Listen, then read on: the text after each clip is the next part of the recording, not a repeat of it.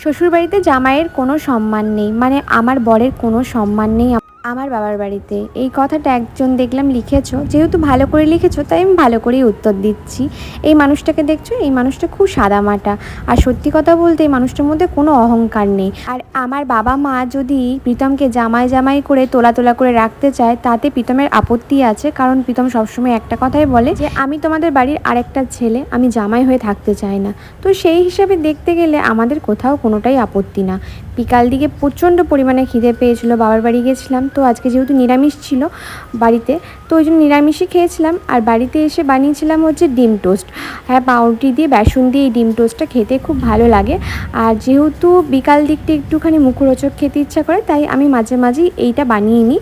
এইটার রেসিপি তোমার বড় ভিডিওতে অনেকবার দেখিয়েছি। আর নতুন নতুন রান্না ট্রাই করতে আমার তো বেশ ভালোই লাগে, যদিও বা এই রান্নাটা আমি অনেক আগের থেকেই বানাই।